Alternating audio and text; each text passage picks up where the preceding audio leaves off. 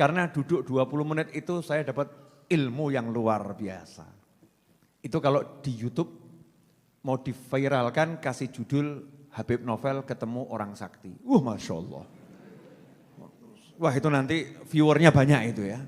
Habib Novel ketemu orang sakti. Habib Muhammad pun penasaran. Belum cerita ya? Oh belum ya. Mau denger Habib? Masya Allah. Ini prestasi buat saya. Didengar Habib Muhammad. Masya Allah.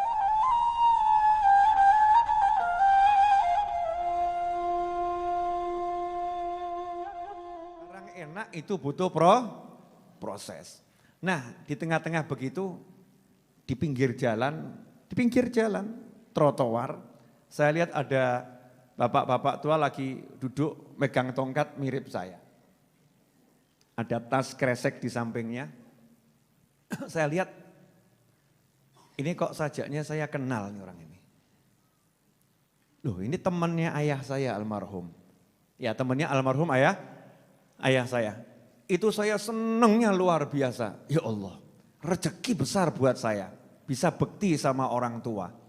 Karena dalam sabda Nabi Muhammad SAW dinyatakan, salah satu cara bekti kepada orang tua yang sudah meninggal dunia adalah menyambung silaturahim dan berbuat baik pada teman-teman orang tua. Turun dari mobil nawaitu birrul waliden. Nawaitu birrul waliden, bukan jadi sopir lagi. Sopirnya tuh turun, nawaitu birrul waliden, duduk di pinggir jalan. Ya ngelesot di bawah gitu. Jadi orang kalau lihat, wah betapa tawadhu'nya Habib Novel, Masya Allah. Habib Novel rendah hati, mau duduk di pinggir jalan sama siapa itu ya? Siapa itu kira-kira? Jangan-jangan gurunya itu ya. Ada apa? Jangan-jangan Nabi Allah Khidir. Masya Allah itu. Macam-macam itu persepsi orang melihat sesuai dengan prasangka baik masing-masing. Padahal saya ya sederhana. Lihat temannya almarhum ayah saya wajib menganggap itu seperti orang tua. Saya turun duduk. Alhamdulillah martabaknya itu 20 menit kemudian baru jadi. Saking saya senengnya itu, begitu martabaknya jadi saya gelo. Kok sedadi ya?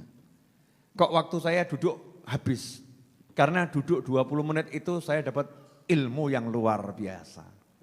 Itu kalau di YouTube mau diviralkan kasih judul Habib Novel ketemu orang sakti. Masya Allah. Wah itu nanti viewernya banyak itu ya. Habib Novel ketemu orang sakti. Habib Muhammad pun penasaran. Belum cerita ya?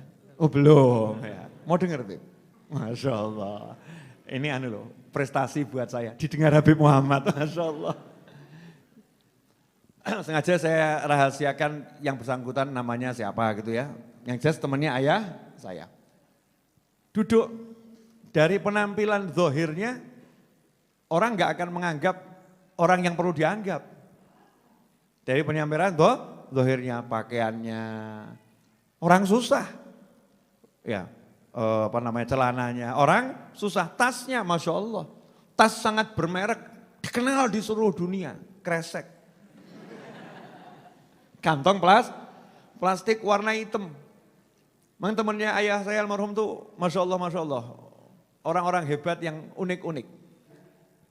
Begitu duduk sama saya lihat umurnya sudah di atas 75 tahun. Sepuh ya, tua. Kata Nabi Muhammad SAW dalam sebuah hadis, barang siapa memuliakan orang yang berusia lanjut karena usia lanjutnya, maka nanti dia saat mencapai usia yang sama akan Allah kirimkan orang yang memuliakannya. Almarhum kakeknya Habib Muhammad ketika menjelaskan hadis ini, yaitu Habib Anis bin Ali al-Habsyi mengatakan, siapa pengen panjang umur ya resepnya hadis ini. Siapa suka memuliakan orang tua, kata Rasul, nanti kalau dia mencapai usia yang sama akan dipersiapkan orang, dikirimkan orang yang memuliakan dia. Seperti dia pernah memuliakan orang tua.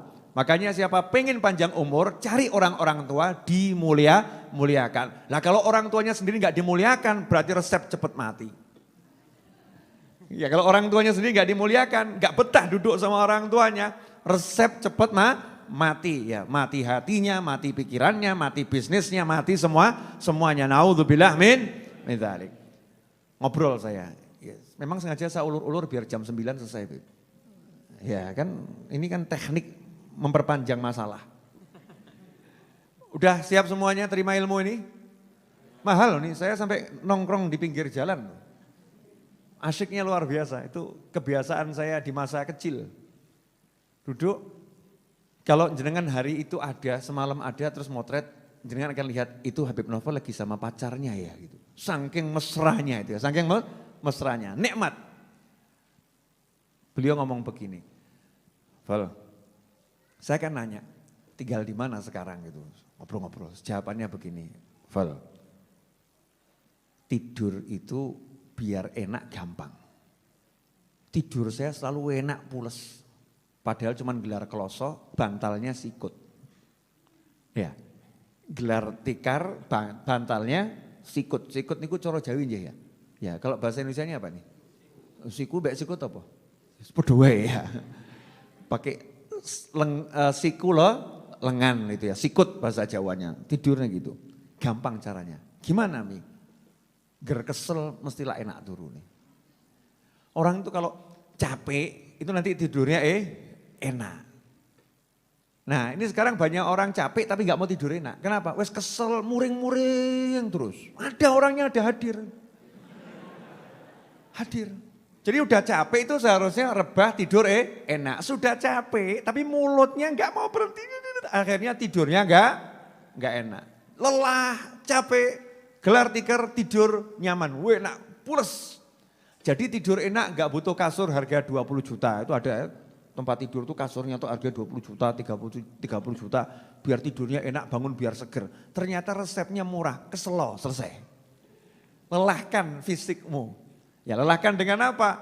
Ya dengan jalan, dengan sholat, ya dengan ibadah. Nanti lelah toh, begitu lelah. Tidur sebentar itu nikmatnya luar biasa. Itu ilmu yang pertama. Ilmu yang kedua, ini saya langsung singkat-singkat loh. 20 menit lebih saya ngobrol kok. Mau saya bagikan dalam waktu 5 menit berarti kan udah dikompres ya. Dikompres, disingkat. Ilmu yang kedua ini cocok untuk ibu-ibu. Bu, punya anak? Alhamdulillah, insya Allah cocok ini Bu. Punya suami? Wah ini lebih cocok lagi. Kalimatnya begini, anakmu itu diamkan saja, biarkan saja bermain-main. Bertingkah model macam-macam namanya anak-anak ya seperti itu, biarkan seperti itu. Jangan dimarahin terus. Jangan kamu marah-marahin anakmu terus. Kenapa? Karena anakmu kamu marah-marahin terus dia tetap anak-anak. Betul ya Bu ya? Jadi kira-kira kalau anaknya dimarahi tiba-tiba jadi ibu-ibu enggak? Jadi anak yang genah. Otake dinggo, iki sing kira-kira sing otake sing gak dinggo sing ndi? Ya, ini ada oknum ibu-ibu. Neriakin anaknya, punya otak itu dipakai sama teriak-teriak. Ini kalau ada orang lihat, ini kira-kira yang gak pakai otak yang mana ini? Paham maksudnya ya? Jangan marah-marahin anakmu terus, biarkan main-main. Namanya juga main-main anak-anak. Anak-anak itu kepleset, jatuh, gelundung itu wajar. Anak-anak teriak-teriak itu wajar. Anak-anak lari-lari itu wajar. Asal jangan di masjid kan begitu ya. Kalau di tempatnya ya wajar. Biarkan. Karena kalau kamu marah-marah, anakmu tetap anak-anak, kamunya jadi pegel. Kamunya jadi mangkel, kamunya jadi kesel. Akhirnya sakit. Akhirnya sakit. Tapi kalau kamu nggak banyak marah-marah, kamu diem saja. Lama-lama anak itu yang cari kamu. Anaknya yang cari kamu, anaknya jadi nurut. Karena nggak sering dimarahin. Betul anak-anak? Betul. Insya Allah itu. Itu jawaban dari anak-anak. Saya nggak tahu ya ini urusannya orang-orang ahli itu ilmu jiwa, cara apa tuh mendidik anak dan sebagainya. Cuman parenting. Yang saya dengar dari pakar parenting begitu. Ini saya nggak dengar dari pakar parenting, tapi pakar hidup lama. Orang tua yang berpengalaman, menang tua. Ya, dia menang berpengalaman. Kemudian dilanjutkan, begitu juga sama manusia yang lain. Jangan suka marah-marah. Karena kamu marah-marah sama orang itu membuat kamu capek, lelah. Untuk marah itu energi yang dikeluarkan banyak, hasilnya kamu yang sakit. Hasilnya kamu yang sakit, sementara yang kamu marahin yang gak ngefek, gak ngaruh. Jadi kamu rugi. Ya itu ibu-ibu perlu praktek. Paham Bu? Jadi misalnya ibu mau marah sama suami, itu tiwas kesel bu. Wong lanang ngger mulih jam 10, ngger mulih jam 10. Kadang-kadang jam 11, yang enggak paham bahasa Jawa ya mohon maaf. Iya. Every day you came late, bu ngono ya. Ramudeng aku. Tiap hari enggak pernah pulang tepat waktu, terlambat terus. Kamu ini sebetulnya suaminya siapa? Ibu-ibu nongger ngamuk, oknum ya, oknum ibu-ibu. Kalau marah itu kalimat-kalimatnya Masya Allah. Terus genah bojone ditakok, sebetulnya kamu suaminya siapa? Waneh gitu ya. Waneh. Emang gak mau pulang ya? Gak usah pulang sekalian. Udah pulang masih dibengongin, gak usah pulang sekalian. Pertanyaan saya, teriakan-teriakan begitu manfaat enggak? Blas. Pakai ilmu baru ibu-ibu, ilmu baru. Wedok kudu pinter. Ini tahun 2020. Harus cerdas. Pulang telat, diam saja. Kalau lapar di meja makan, kalau haus di meja makan. Kalau butuh saya di kamar tidur. Permisi. Bingung bojone. Kok dungaren yo? Biasanya kan ngamuan ya. Ini kok jadi gak ngamuan ya? Ini kok gak marahan ya? Aneh ini kok seperti gak butuh saya lagi ya? Masya Allah. Mulai suaminya rodok curiga, penasaran. Jangan-jangan dia kalau saya pulang terlambat, dia punya temen nih jangan-jangan. Masya Allah, sesuai jam 6 tekan rumah. Masya Allah, Alhamdulillah kerjaan lancar ya Pak. Masya Allah. Kalau mau makan di meja makan, minum di meja makan. Kalau mau sholat jamaah nanti panggil saya ada di kamar. Masya Allah, kok beda sekarang istri saya. Buntutin nih suami, ada apa di kamar? Ternyata nonton YouTube-nya Habib Muhammad. Masya Allah. Oh jadi ini yang merubah istri saya. Ini, wah daripada lihat Habib Muhammad terus lebih baik lihat saya gitu. Mulai dikancani nih. Tiap malam akhirnya ditemenin istrinya lihat YouTube-nya Habib Muhammad. Masya Allah dikancani. Akhirnya dua-dua gak pernah keluyuran malam, ya di rumah berdua terus nonton YouTube. Akhirnya penasaran, Habib Muhammad ini adanya di mana? Oh, ada di banyak tempat. Salah satunya di Majelis Ar-Raudhah Senin malam Selasa setelah sholat Isya. Promosi bro. Apaan ya Habib? Boleh dilanjut? Kembali ke nasihatnya Bapak tua yang saya mau tadi, orang Masya Allah, orang soleh. Apa kalimat berikutnya? Tadi bab ojo ngamuk. Jangan marah. Karena kamu marah-marah itu yang sakit dirimu sendiri. Nasihat berikutnya, ketenangan hati bisa tenang seneng, itu lebih mahal dari kekayaan model apapun. Kalau bahasanya boleh saya rubah, kekayaan bisa mendapatkan kesenangan di hati ini seneng gitu ya, seneng, tenang, itu adalah kekayaan yang paling mahal. Jadi Val, seneng-seneng no hatimu, yang penting gak kebablasan. Senang-senangkan hatimu tapi jangan kelewatan. Kelewatan itu kalau melakukan yang haram, itu kelewatan. Selama enggak haram, dah seneng no hatimu. Kenapa? Karena kalau hatimu senang, badanmu sehat. Badanmu sehat. Kalau udah badan sehat itu ya ibadah ya enak, cari ilmu ya enak, semuanya enak, makan juga enak. Seneng no hatimu. Lah orang sekarang nih bukan buat seneng hati, cari hal yang buat hatinya enggak seneng. Contoh ibu-ibu, oknum ibu-ibu. Maaf ya Bu, maaf betul ini ya. Oknum ibu. Afwan ya Bu. Lihat suaminya pulang, seneng atau enggak seneng? Senang. Lihat suaminya duduk, seneng atau enggak seneng? Senang. Lihat suaminya wangi, seneng atau enggak seneng? Tapi kadang ibu-ibu itu oknum ibu-ibu kena bisikan setan. Mulai mengeluarkan omongan yang merusak suasana hati. Tumben kok harum. Tadi habis ketemu siapa?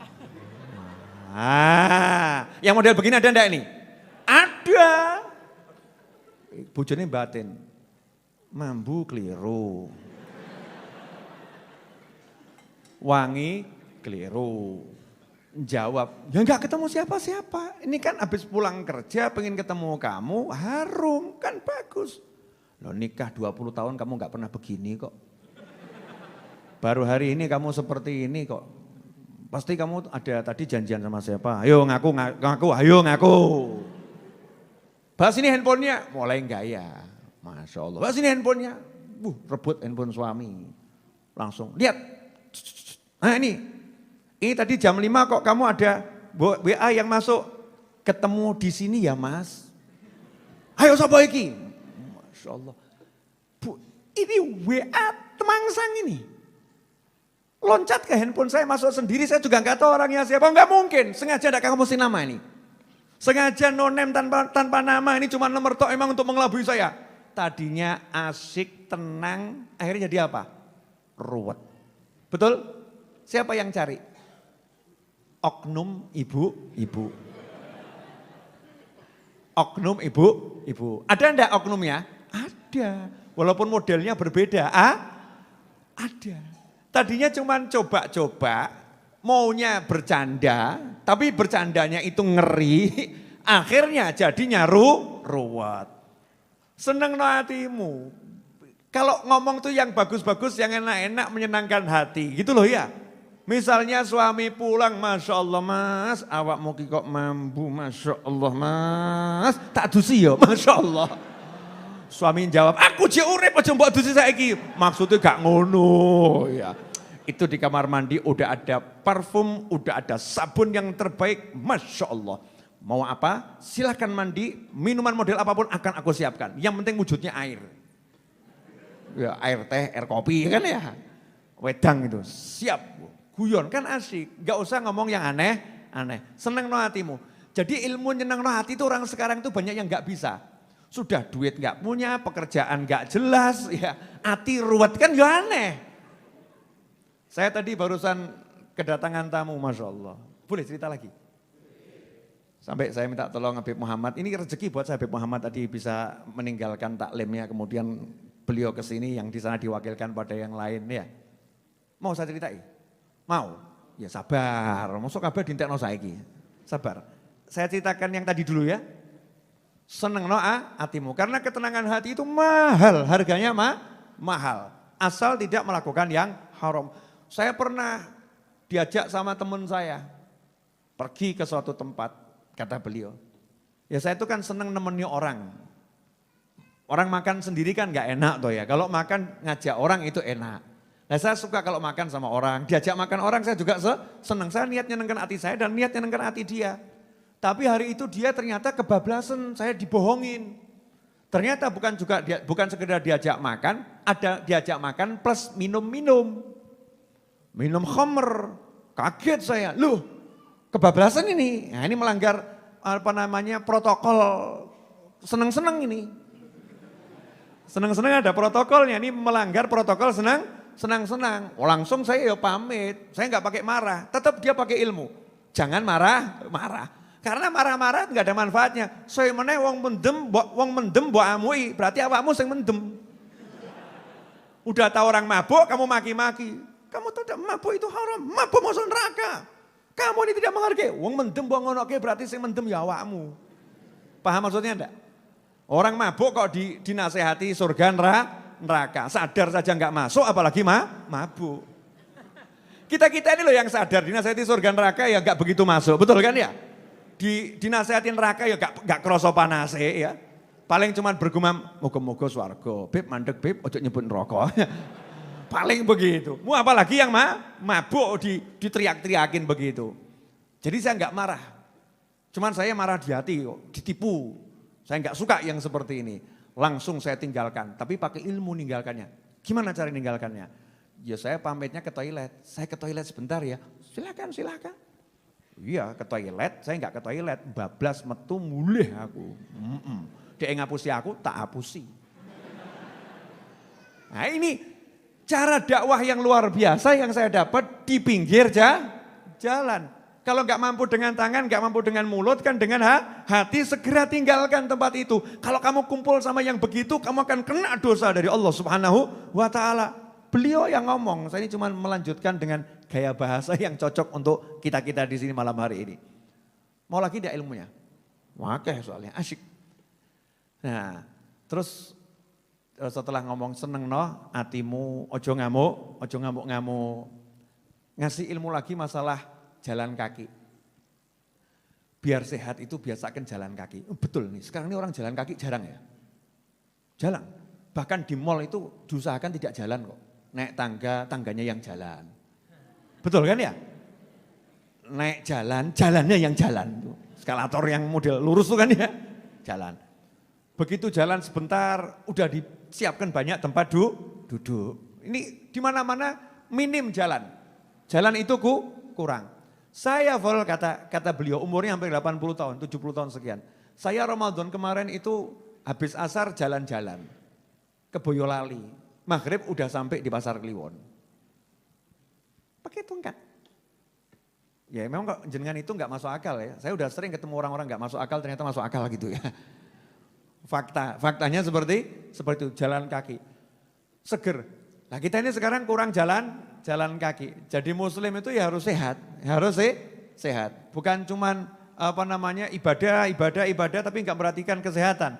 Kanjeng Nabi Muhammad SAW ibadahnya luar biasa. Tapi beliau manusia yang sehatnya luar biasa. Kenapa? Beliau tuh sholatnya ya banyak kok. Sholatnya lama. Terus dia juga guyon sama anak cucunya. Ya lari-lari sama anak cucunya. Ya lari-lari sama istrinya. Beliau makannya ya tahu sendiri. Sebelum makan tuh hanya ketika lapar. Makan hanya ketika lapar. Dan ngincipi sedikit sudah berhenti. Kenapa? Prinsipnya belum kenyang harus berhenti. Seperti itu Nabi Muhammad SAW. Dan yang dimakan makanan sehat semua. Kalau kita ini yang dimakan sebetulnya makanan sehat. Tapi ya itu blang. Wedus aja nyawang kita bingung kok. Asli kambing tuh lihat manusia heran. Bingung itu kambing. Menungso kok kayak gini gitu ya.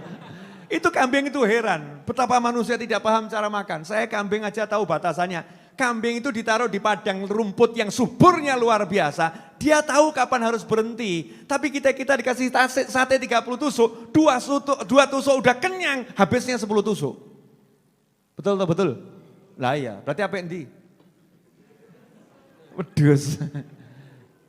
Dah, itu banyak. Nanti saya ecer sekarang kan eman-eman untuk next. Habis maghrib tadi. Saya kan sore ngajar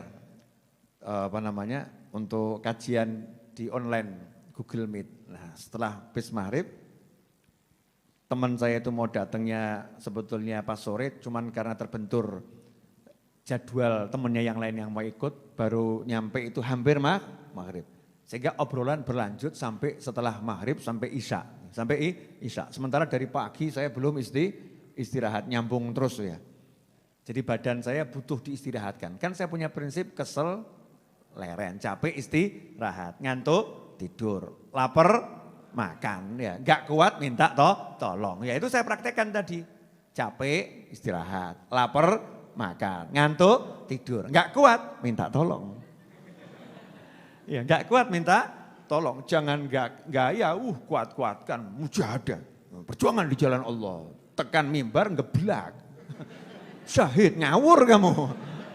Itu namanya kamu membawa dirimu pada kehancuran. Bukan begitu ajaran Nabi Muhammad SAW.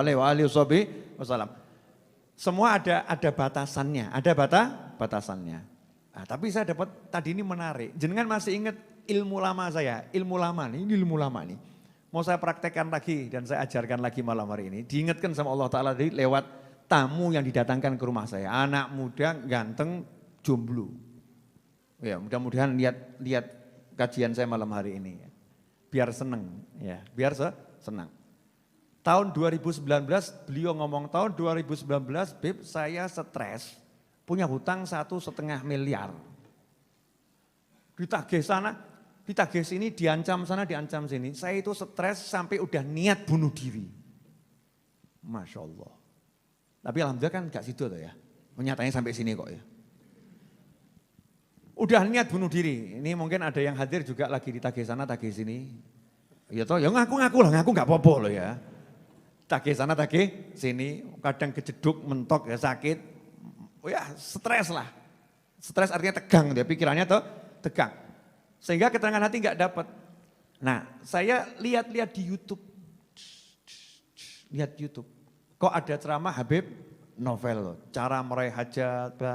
Akhirnya saya praktekkan. Itu saya ketemu yang judulnya masalah galon tuh. Ya, galon air mineral yang besar itu kan. Kamu kalau punya hajat, tulis di galon hajatmu, pengen haji, pengen umroh, pengen beli rumah. Mulailah kamu tunjukkan niatmu dengan nyemplungkan duit ke situ. Punya 100.000, cemplungkan. Punya 50.000, cemplungkan. Punya 10.000, cemplungkan. Tiap hari kamu usahakan, pokoknya ya Allah saya niat, saya mau usaha bayar utang saya. Bayar utang saya. Saya punyanya sekian, masukkan. Saya praktekkan, Bib. Jadi dia bukan pakai galon mineral yang gede, tapi dia pakai pakai botol sosis kecil. Ya kecil, botol sosis kecil gitu, bening ya. Terus ditulisi hajatnya itu ya. Bahkan tanggalnya ditulis September 2019, ya setahun yang lalu. Nomor 1 hutang lunas. Nomor 2 beli mobil mereknya ini, enggak enak disebutkan, iklan saya enggak dibayar kok. Ya toh ya. Beli mobil mereknya ini. Yang ketiga punya tabungan 5 miliar. Yang keempat menikah. Yang kelima berangkat umroh. Tadi itu dia datang ke sini bawa wadahnya yang kosong itu, ada tulisannya di bawah. Bib, ya. Ini saya bawa sebagai saksi. Semua yang saya tulis di sini dengan mengikuti cara yang Habib ajarkan tadi, sungguh-sungguh minta nyemplungi saisonya itu dapat semua. Satu yang belum, Bib, nikah. Tabungan ini 5 miliar loh. Golek ono. Yang di atas siapa ya? Siapa ya? Pak mantu. Tabungan 5 miliar, rumah dapat, mobil dapat, ya umroh dapat. Modalnya gara-gara yakin minta sama Allah, usaha, niat betul, cemplungkan. Jadi. Dan jenengan enggak praktek kok. Apa ya iso to ya? Masa sih apa bisa dan seterusnya. Nah, mulai Jumat malam Sabtu ini saya mengajak Anda semua dan semua pemirsa mulai nanti cari lodong atau apa terserah, botol atau apa tulisono. Sing apik-apik, 1 niat, punya duit banyak, senangkan ibu pengen punya mobil, beli mobil untuk ibu misal gitu, ya. A, B, C, D, tulis semuanya, terus ya tenanan. Tapi ojo ketok kebak terus tergiur. Orang gue bayar utang tuku sambel. Tuntaskan dulu hutangnya, ya tuntaskan hutangnya. Nanti akan selesai. Kenapa? Karena disebutkan siapa yang niat membayar hutang, Allah yang akan melunaskan hutangnya. Allah yang akan melunaskan hutangnya. Allah loh, bukan usahamu, bukan kemampuanmu, Allah. Kalau udah Allah yang melunaskan berarti Allah yang ngurus. Nanti Allah akan kasih ide, Allah akan kirim orang, nanti Allah akan bereskan dan seterusnya dan seterusnya. Jelas semuanya? Alhamdulillah, udah 30 menit saya berbicara. Betul Habib ya? Betul. Dan Habib Muhammad kesian, duduk di pojok itu seperti orang bagaimana gitu, saya nggak enak. Gitu. Kiko Habib Muhammad nih, biasanya kita kan duet di podcast-podcastan ya Habib ya. Udah tonton podcast kami berdua yang terbaru, mertua vs menantu? Nah saya nanti berikutnya ada suami vs istri. Suami lawan istri. Problematika suami lawan istri. Tadi ada yang datang juga curhat masalah istrinya begini, ya. Di WA ada juga yang curhat suaminya begini, dan seterusnya. Itu banyak pertanyaan masuk yang memang pada bingung cara menyelesaikan masalah gitu bagaimana. Padahal itu urusannya simple, ya simple. Terakhir sebelum saya tutup, saya mau kasih satu ilmu lagi dari Habib Umar bin Muhammad bin Salim bin Hafid. Jadi saya malam-malam itu mau lihat channel YouTube saya, muncul siaran langsung Habib Umar lagi malam Jumat ceramah di pondoknya di Yaman sana, di Darim, Darul Mustafa Darim, ceramah. Saya lihat, begitu saya lihat Masya Allah, dapat ilmu yang banyak.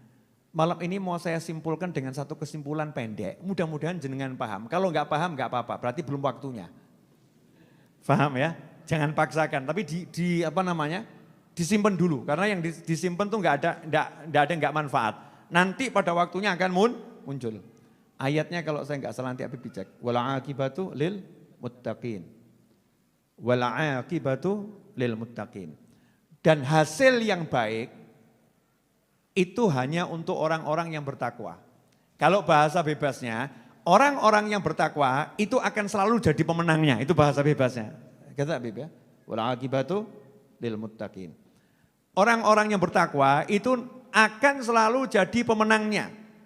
Jadi ada orang berbuat begini, orang berbuat begitu, orang usaha begini, orang usaha begitu. Di dunia ini ada yang begini, ada yang begitu. Enggak usah ngurus. Yang enggak usah ngurus. Karena apa? Pemenangnya tetap orang yang bertakwa. Bertakwa itu apa? Melaksanakan perintah Allah, menjauhi semua larangan Allah. Jadi kunci selamat, kunci menang, kunci sukses bukan mau niru gayanya fulan, bukan takut ada fulan begini, fulan begitu nanti bisnis saya jadi kacau, enggak. Tetap orang yang bertakwa itu jadi pemenangnya. Berarti resepnya hidup apa? Ya gampang, gelar sajadah, sholat berjamaah, ambil mushaf, baca Al-Quran, ketemu orang tua, hormati. Kalau orang tua kandung, lebih kita hormati, sayangi, berbuat baik kepadanya. Kepada istri, suami, pasangan hidup, anak, tunaikan haknya masing-masing. Ketika bisnis, jujurlah, berusaha yang baik. Jangan katakan yang dusta aja bangkrut, apalagi yang jujur. Jangan ngomong seperti itu. Usahakan dengan semua cara-caranya Allah Ta'ala. Pasti jadi pemenangnya. Lah yang lain-lain akan nyungsep. Yang lain-lain akan nyungsep. Tetap pemenangnya orang yang bertakwa. Meskipun secara zahir kelihatannya yang bertakwa kok sejak rajin sholat kok tambah miskin ya. Sejak ikut kajian sama Habib Novel kok tambah dipecat ini ya. Sejak ikut sholawatan kok tambah melarat. Tidak jadi masalah. Asal kita benar terus sholawatan, benar terus pengajian, benar terus sholat, benar terus sholat, wala aqibatu lil muttaqin. Nanti pemenangnya kamu. Pemenangnya kamu. Pada waktunya kamu akan kaget. Masya Allah. Ternyata ini hasilnya. Begitu ayatnya Habib. Wala aqibatu lil muttaqin. Ikhwani rahimakumullah. Pesan bapak tua sahabat ayah saya di pinggir jalan tadi satu. Sebagai penutup ngobrolan saya. Jangan suka ikut campur urusannya orang lain yang tidak manfaat.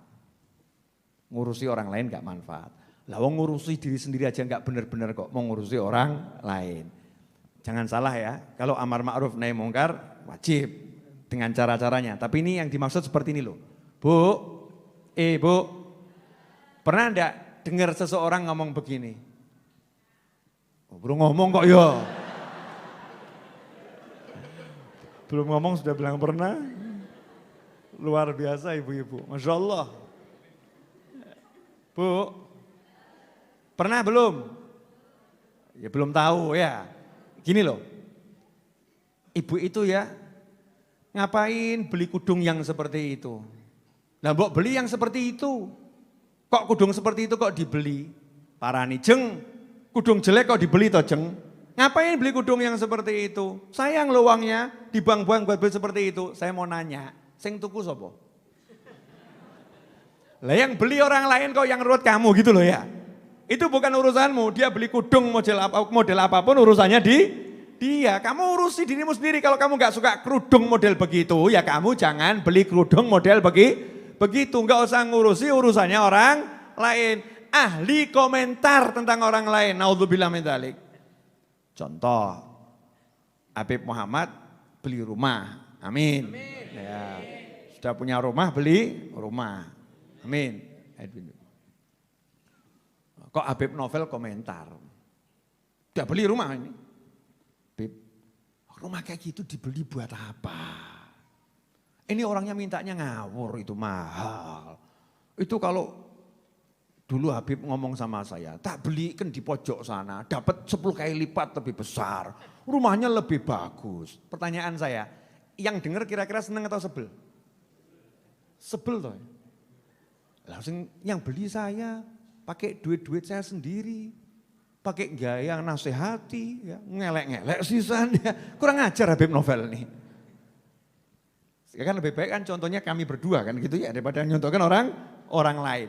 Nah ini sekarang banyak orang yang hidupnya habis waktunya ngomentari orang lain, tapi nggak pernah ngomentari dirinya sendiri. Aku kok ya, nggak pernah sholat ba'diyah saya ya. Tapi ngomentari orang lain, ngapain orang itu sholat kok banyak-banyak? Ngapain dia sholat banyak-banyak? Kan lebih baik waktunya habis untuk bercanda sama istrinya, bercanda sama suaminya, bercanda sama anak-anaknya. Kan lebih bagus waktunya buat seperti itu daripada dia sholat banyak-banyak. Nah ini yang ngomong begini yang gak bercanda sama suaminya, gak bercanda sama istrinya, gak bercanda sama anaknya, gak sholat banyak-banyak. Tapi apa? Ahli komentar. Naudzubillah min dzalik. Ini harus kita buang sifat begitu. Kadang kita gak sadar di diri kita ada seperti itu. Itu ada salah satu, saya kalau suka telepon ke Mas Wahid kadang muncul seperti itu. Kalimatnya di nada tunggunya itu loh ya. Telepon Beb Muhammad kadang juga nada tunggunya seperti itu. Kalimatnya kalau nggak salah begini.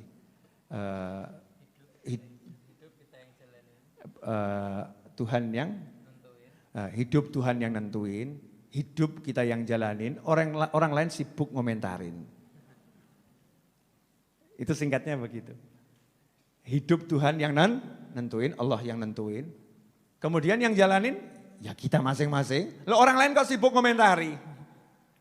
Ini yang jelek, ini komentator nih. Naudzubillah min dzalik. Ini buang sifat yang seperti itu. Muhammad cocok ini, kelihatannya dapat bahan buat ceramah di 20 tempat nih. Dari handphone singkat tapi penuh ilmu.